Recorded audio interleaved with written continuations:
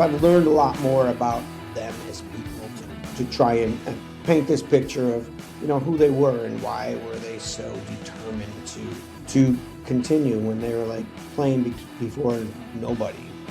Sometimes they're playing between 40 people. And how many times can you do that when you're making $40 a night? Welcome to this. Are you ready for some Buffalo rock and roll? Episode of the Maz's Musings podcast. Now, this week, very exciting. We are talking about one of my favorite bands, which is the Goo Goo Dolls. And I am going to feel very, very old right now when I say this.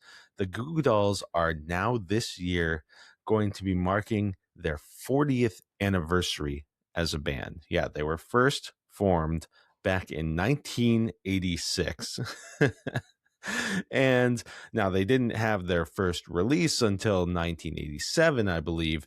But in the end, the start of what has been one of the most culturally relevant bands, at least of my lifetime, formed 40 years ago.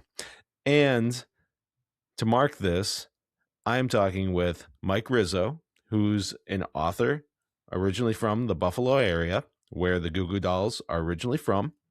And he is working on a book about the early history of the Goo Goo Dolls, which really they started as a punk band and evolved over the years into what they are today. And that evolution has gone through several iterations. I mean, you talk about it, and this is the same band as this is the same band as this. It's pretty wild. But anyway, before we get into our conversation with Mike Rizzo, we of course start every episode the exact same way, and that's with a laugh. So here is Megan's Cuckoo Bananas Joke of the Week. And now it's time for Megan's Cuckoo bananas, joke. I was going to have another pirate joke. Oh, okay. All right, so another pirate joke. Great. So, let's hear it. What was the pirate's two favorite letters? I don't know. What was the pirate's two favorite letters? R and the C. Oh, boy. That's a good one. All right. Got anything else to say? Cruise week, cruise week. I'm going on a cruise next week. Well, when this joke goes, it'll be this week. I don't know. I don't get it. Well, because this episode that we're recording for right now is going to go out when we are on the cruise. So people will be listening to this while we're still on the cruise. I still don't get it. Okay. Well, anyway, time to say goodbye.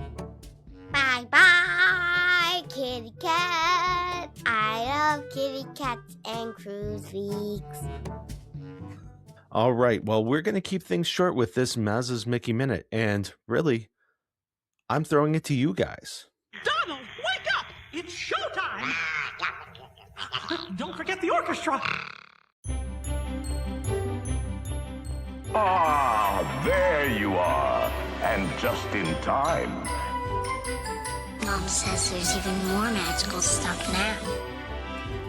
For those of you standing, please hold on to the handrails throughout our journey and stay clear of the doors. Hang on to them hats and glasses, because this here's the wildest ride in the wilderness. And here we go! All right. So for this week's Maz's Mickey Minute, actually, when this episode is being released, Megan, Eileen, and I are just finishing up our cruise on the Disney Destiny. So I am actually looking to you guys in this Mazda's Mickey Minute. What do you guys want to know? What do you guys want to know about this ship? What are you most interested in? What are you most curious about? You've heard me talk with Emily and Scott about it and got their thoughts on it. Now's your chance to ask me and ask Eileen and ask Megan what we think about it. So you can go to the Mazda's Musings podcast on Facebook, and you can go to the Musin Place, which is our Facebook community, and you can ask us the questions there. Or you can also email me at mazdasmusings@gmail.com. And we'll have more information about how to connect with us and everything at the end of the episode. So if there are other ways you want to connect, happy to do that too. So let us know. What do you want to know about the Disney Destiny? And that's this week's Mazda's Mickey Minute. Well, like I said before, Emily and Scott joined us to talk about the Disney Destiny. And Emily and the We Do Travel Right team are helping us plan our trip on the Disney Destiny. And they can help you too. You can get your next magical vacation started today by going to wedotravelright.com/Mazza. That's wedotravelright.com/MAZA. And somebody from their team will get in contact with you, and you'll have that one-on-one service of an agent. But that agent also has the power of a team behind them to make sure that you are getting the reservations that you're looking for, the park tickets, all the ins and outs, kind of also helping guide you and make sure that you have the vacation that is going to be tailor-made for your family, both in terms of what your interests are and what your budget is. So if you are interested, whether it's a park vacation, a cruise, going to an all-inclusive, or going to Universal or somewhere else, We Do Travel Right does it all. And the best part is their services are free, because all those places I mentioned, they already build the use of an agent into their pricing. So you're paying for the agent, whether you use them or not. So doesn't it just make sense to use the agent? And once again, it's wedotravelright.com/Mazza. That's wedotravelright.com/MAZA to get your next magical vacation started today. Now I can't do any more damage around this popsicle stand. So long, partner. See you real soon.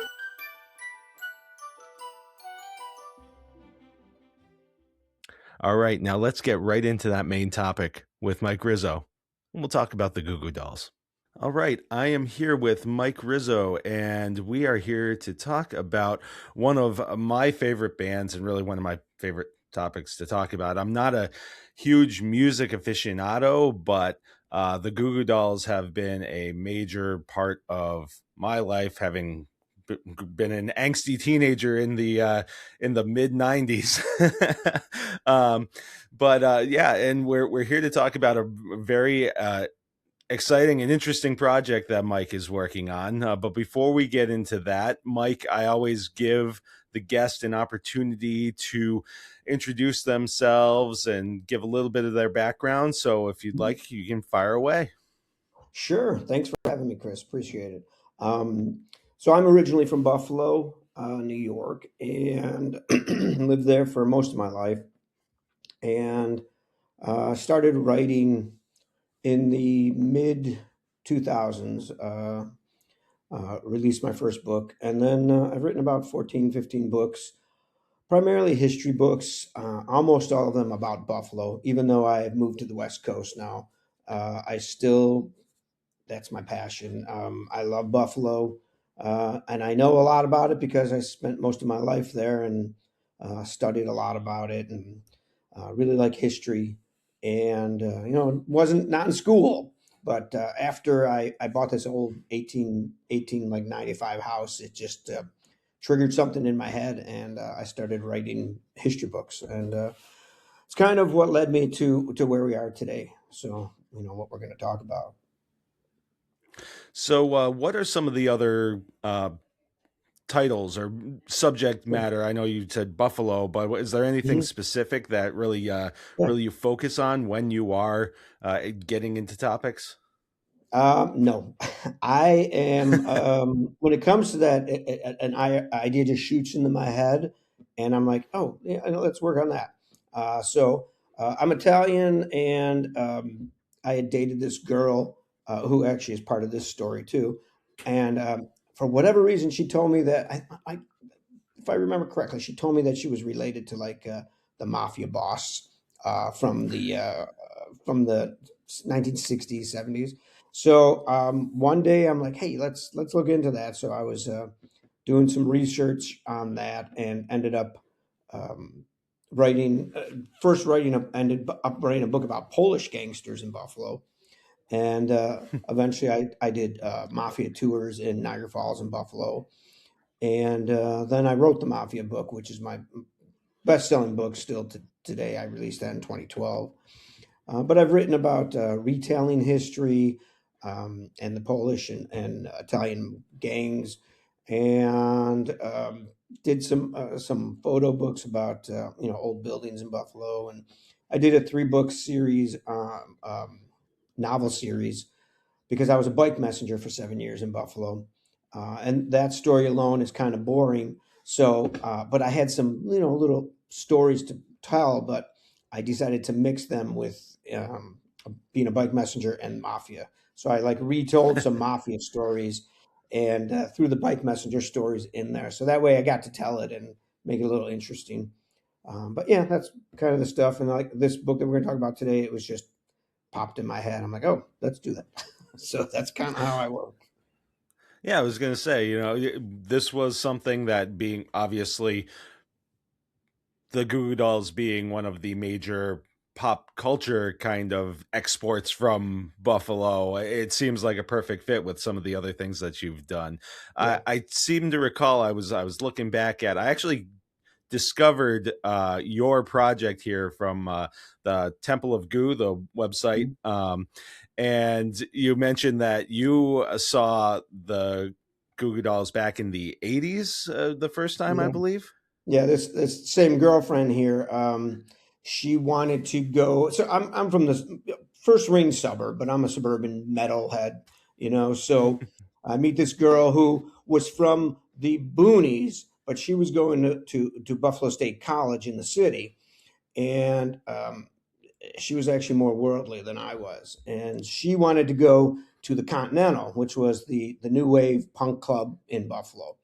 And the reason she wanted to go, I believe, was because it was like 2-for-1 drinks until midnight.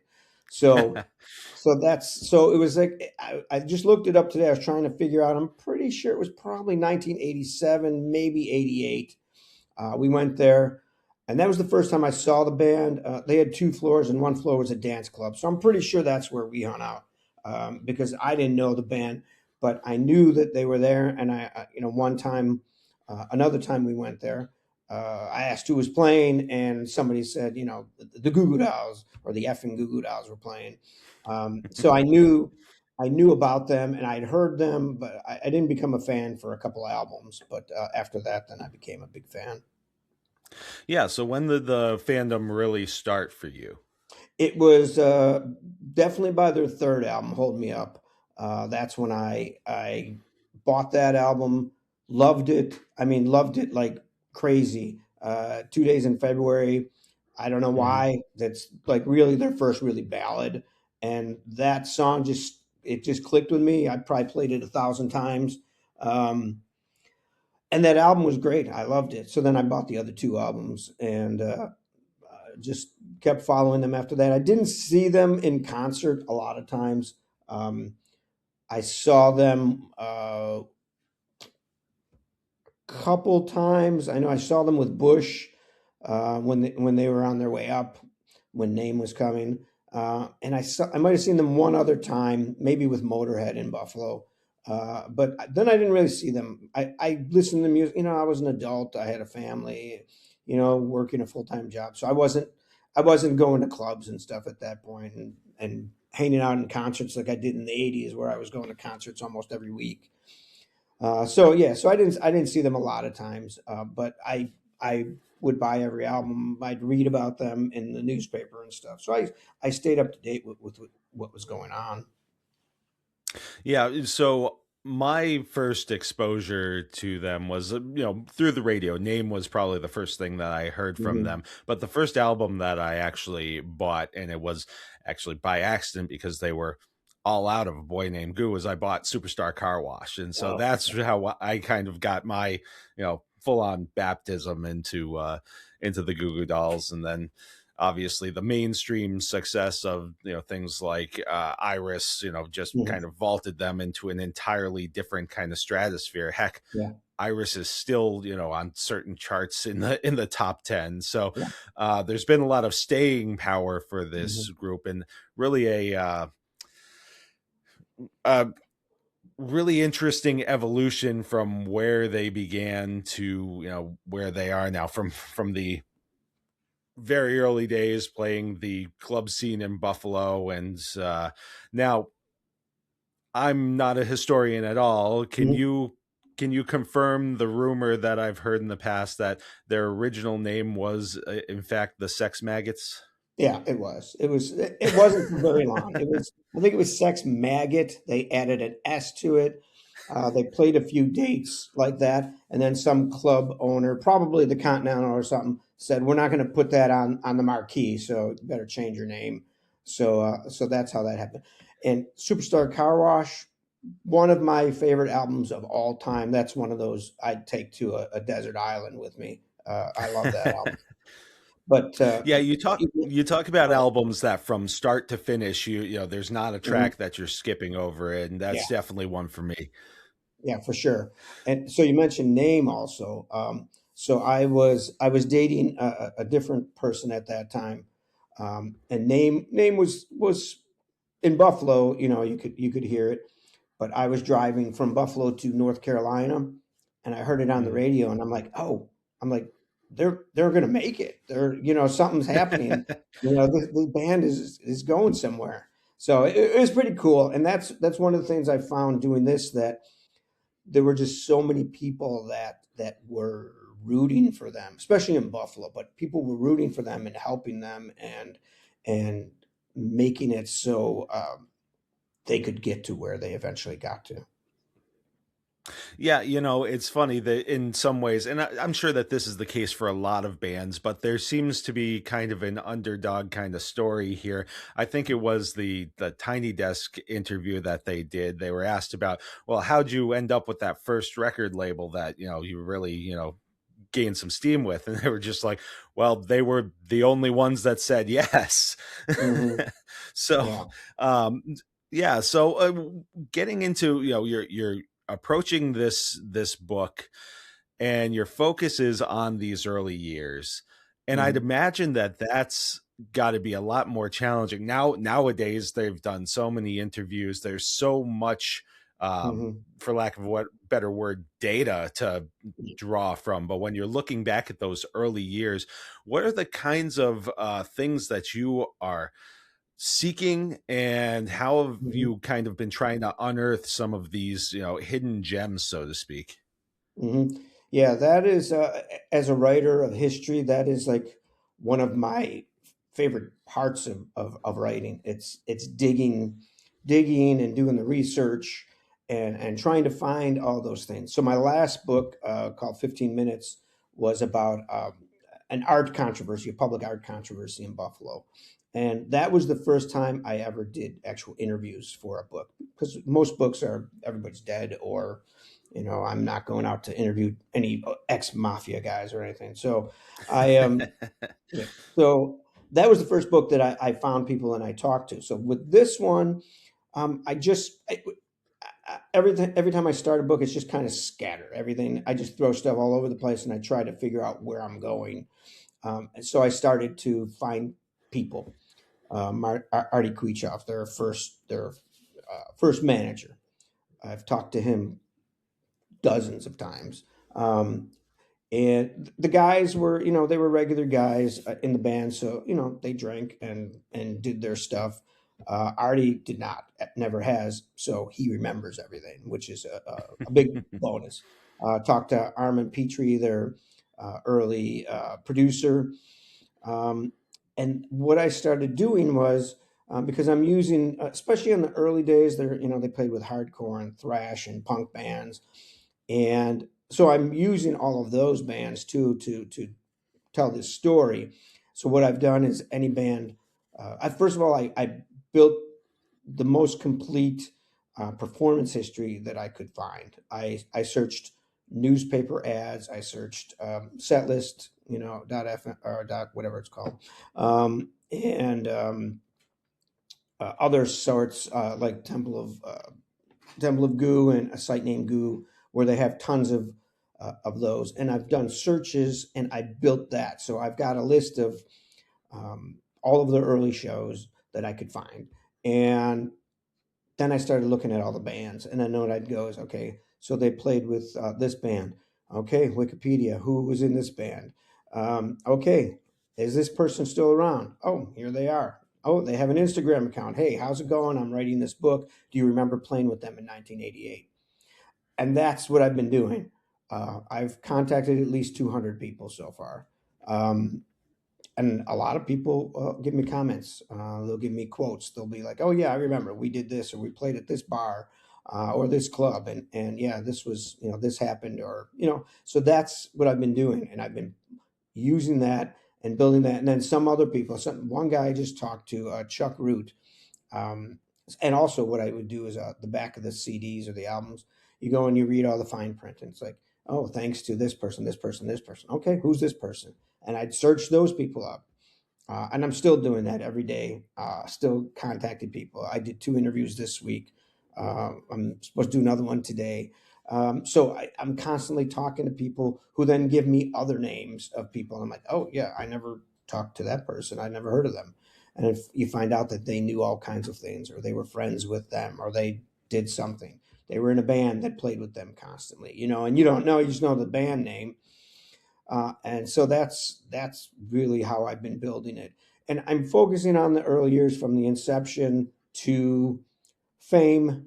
And then like I'll probably have a few chapters of the fame, because they can write that really if they want to, because that's not as exciting. I mean, Mm-hmm. this stuff where they were playing with no money, and they were running around on both Johnny and Robbie running around barefoot, and playing in these clubs for 20 people, doing the Gangrene tour in 1988, and supposed to get $100 minimum and never getting it, not always getting it, and five guys traveling around the country, on like $20. So those are the interesting stories that Yeah.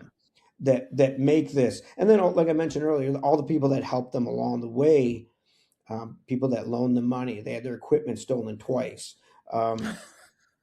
People lent them equipment, lent them money to record and to buy new equipment, and they paid people back, and eventually, everybody's rooting for them, and eventually it just kind of, they were able to find their voice really, and Johnny especially, and that's what propelled them.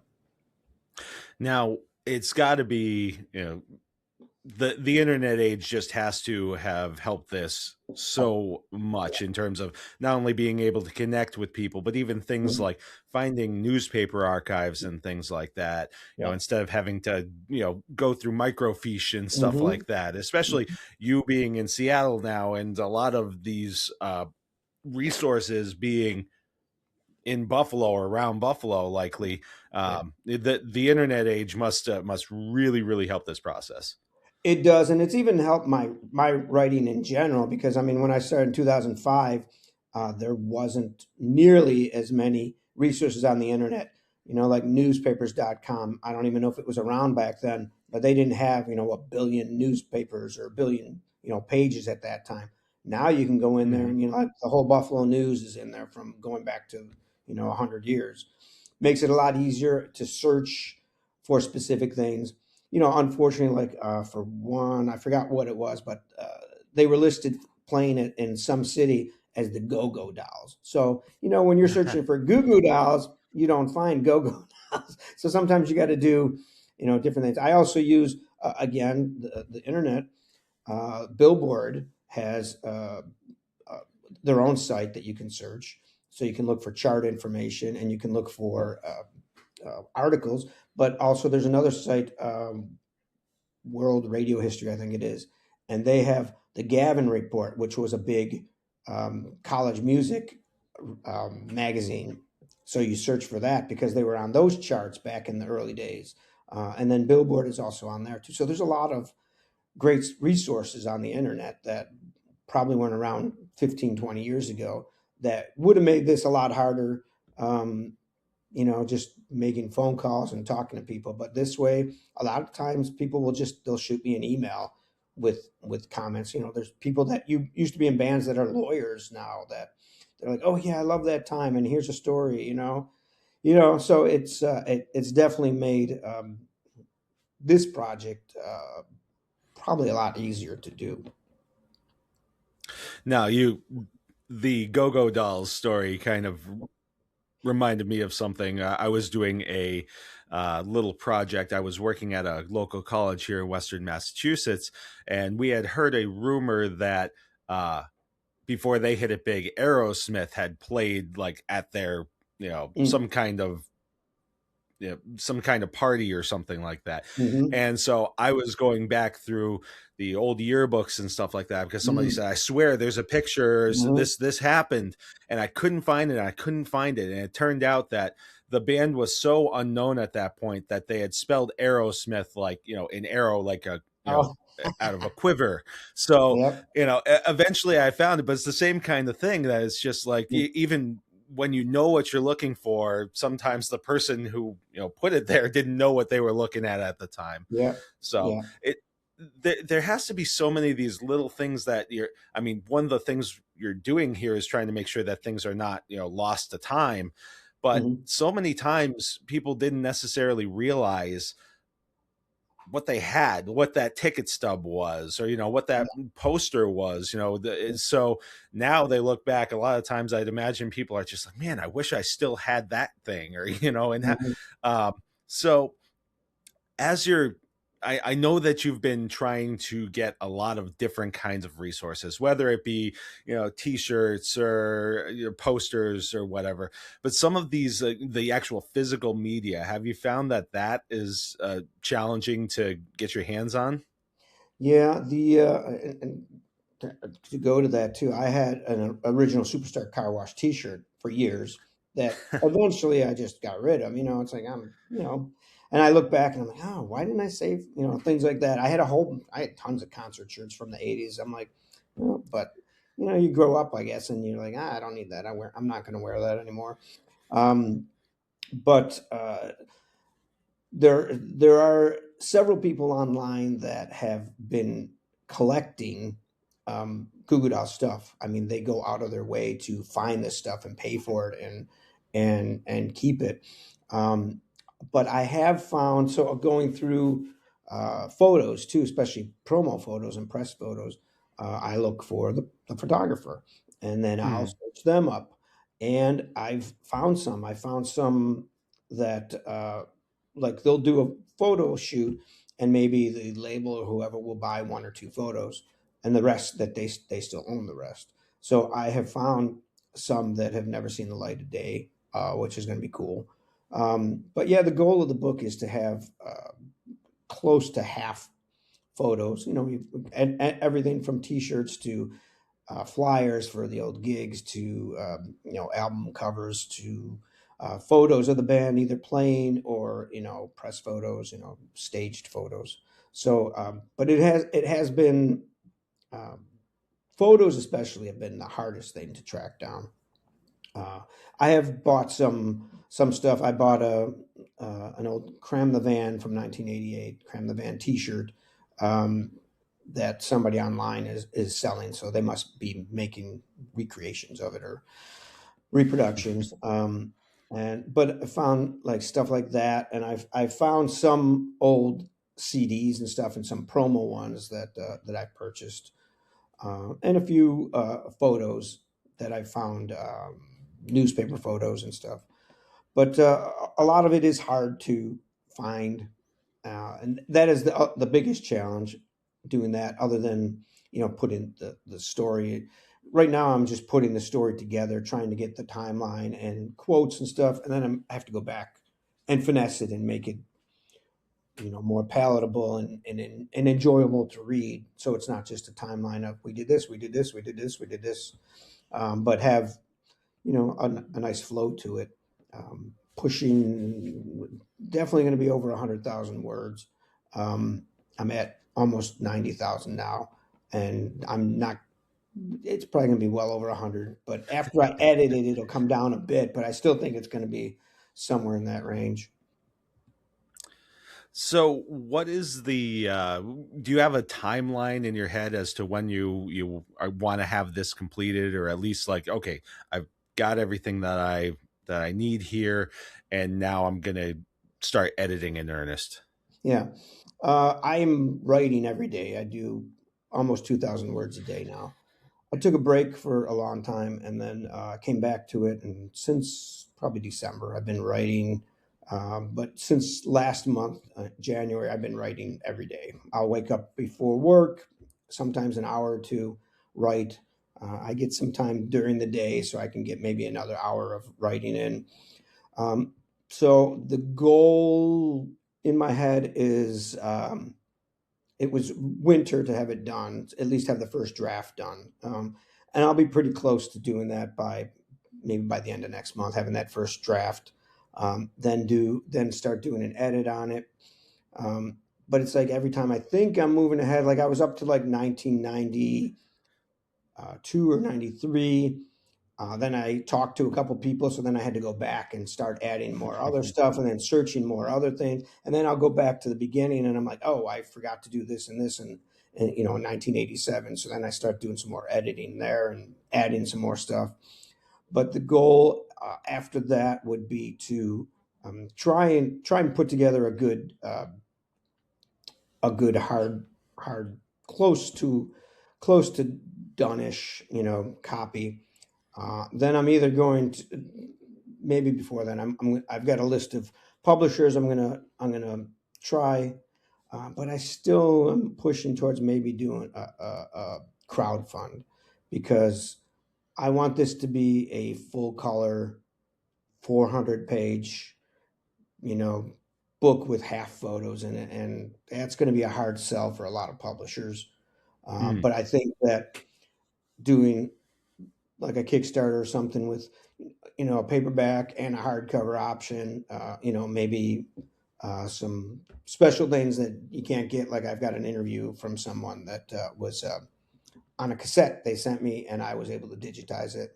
Being able to include that as an option, for people that buy it, and maybe a photo or a poster that nobody has, things like that that I could add on that would be a hard sell for a publisher to have to do. But if it was crowdfunded, then you're going to have the funds to do whatever people pay for.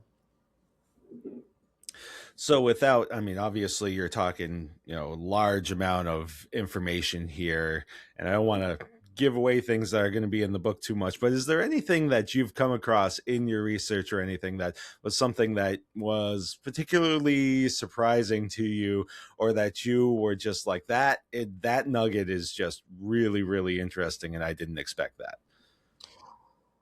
There's a lot. I mean, there's some stuff that people that know the band, older stuff especially. I mean, some of it's going to be rehashed, but knowing that they had session musicians for many albums that I didn't know. A lot of them aren't even credited. They're on there. I know recently Johnny has mentioned Tim Pierce, who actually played the mandolin and does the slide guitar solo on Iris. Mm-hmm. He never did that. So that was all done by somebody else, and things like that.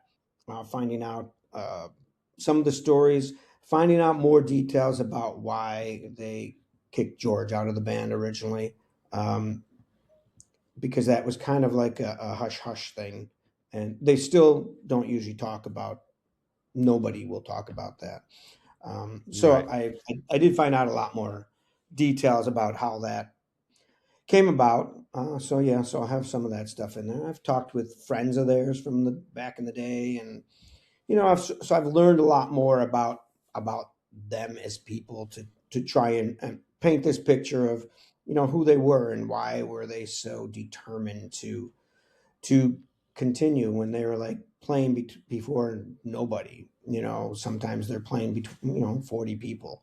And how many times can you do that when you're making $40 a night, Right. selling hot dogs during the day?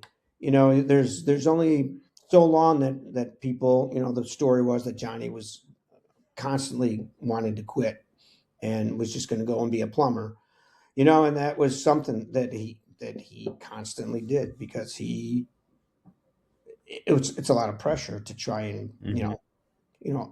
it's like anything in entertainment, sports. There's only one in a million that has a shot at it, so they were one of those, though. Just between self determination and luck, which obviously that was part of it. There was also, talent in there, but some help from people along the way. So all those little things are things. But finding out the session musicians was a big one for me that I didn't realize, and some of the stuff about the fallout in 94, 95. Those are big, but there's some other, there's little tidbits in there, and just hearing from people from other bands. And sometimes, I mentioned one guy from the Doughboys. I'm like, do you remember playing with them? And he's like, oh yeah, I remember driving around in a Cadillac with their manager, and I think there was a pool party. So I email Artie, their old manager, and I'm like, "Do you remember?" He's like, "Oh man," he goes, "We love that band." He goes, "Yeah." He goes, "There was a pool party, a big pool party at my parents' house, and we drove around in my sister's Cadillac." So I'm like, "Okay, see, cool little things that is it important? No, but it's like a little nugget that this guy from this other band remembered too." Right. So so it's kind of cool to put all these little things together. All right. Well, I'm looking forward to this. I can't wait to see the finished product. I've loved that, especially now they've started releasing more and more old live stuff. Like one of the Mhm. things that I've liked recently, I think it was back a couple years ago, they released like Live at the Academy, which Yep. was like one of their first. They, at least listening from what they were talking about in the recording, was like one of their first like big like New York City gigs, Mhm. and so I've really enjoyed being able to peel back the curtain a little bit on some of Mhm. those things. So I'm really looking forward to this. Now, if there's anybody who has any either ideas on where you could find more information, or maybe has a nugget or two, or one of those pieces of media that you might be looking for, how can they get in contact with you? The easiest way is probably just to send me an email, googoo'sbio@gmail.com. They can also find me on Instagram, probably, or Facebook. I use those primarily just for talking to other people. Mhm. But uh, those are probably the best ways they can get in touch with me, especially if people have photos, Polaroids, anything like that that they may have taken of the band. It doesn't have to be, high quality stuff because, this was punk rock stuff. It doesn't all have to Right. be, you know, perfect digital stuff, but that flyers, ticket stubs, anything, even old T-shirts, all kinds of stuff. I want to see things. I want to add things that just enhance the whole product and tell the story. And as far as your other books, if anybody is listening is just like, hey, I'd love to see some of this guy's Mhm. other work, where can they Mhm. find that? Everything is on any of the online platforms. michaelfrizzo.com is where I have my main page, and all of the books are there. They're all I think almost all of them are available as ebooks. There are print books available. I've had a publisher. I've self-published, so I've got both sides of it. But yep, the books are all there, and people can always find me through there too, and send me a message. All right. Well, I'll be sure to link a few of those to the show notes too, so that people can can easily access them. All right. So before we wrap up, is there anything that either I missed that you really want to talk about, or something that you thought of during conversation that you wanted to work in before we say goodbye? Usually I do, but because I have ADHD, so there's always things running through there, and I usually think, oh, I want to say. No, I think we covered a lot of it. It's a fun project. First time delving into music, which like you mentioned, music was a big thing to you, and it's always I love music. Always listen to music, and to be able to work on this and talk to all these people related to it, and hopefully tell a good story in the end is pretty exciting to me. All right, Mike. Well, thank you very much for the time. I'm looking forward to getting the chance to read the book, and good luck with your research and all the writing that you have ahead of you. All right. Well, thanks a lot, Chris. Thanks for having me. I appreciate it. Well, thank you very much, Mike, for joining me, and thank you everybody for listening. I'm really looking forward to this book. I think I said that 4 or 5 times over the course of that interview. But of course, like I said at the top, not only is this one of my favorite bands, it's also one of the most culturally relevant. And I mean, to this day, even a few decades after their biggest hit ever, was launched and was tops of the Billboard charts. Even now, it experienced a resurgence and was back in the top 10 of whatever certain kind of charts. And it's just resonating with new generations, mostly because of how emotional it is and how timeless it is. And hopefully people will take the opportunity, who haven't experienced Goo Goo Dolls music before, to look deeper into and further back into their library, because there's a lot of great stuff.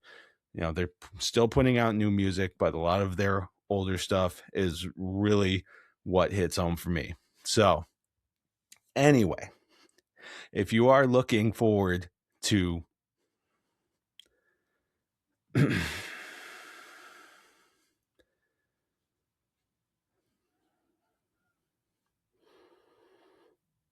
like I said, very appreciative to everybody who is listening to this podcast, and very appreciative to Mike for coming on. And if you would like to connect with us, you can go to mazasmusings.wordpress.com. That's our website. And there you can find past episodes, more information about the podcast, how to sign up for our newsletter, and all the different social media that you can connect with us on. We're on Facebook. We are on Instagram, Threads, and Twitter at Maz's Musings Pod. We are at TikTok at Maz's Musings Podcast. We're also on Blue Sky, and we have a growing YouTube channel, so be sure to go and subscribe there as well. And while you're on the website, if you'd like to support us just a little bit more, you can find how to buy us a blue milk. And buying us a blue milk is a small, obligation-free way to help us with some of the small costs that go into putting this podcast together. Whether you are listening for the first time or buying us a blue milk or anything in between, we appreciate all the support. I hope you have a great weekend and a great week.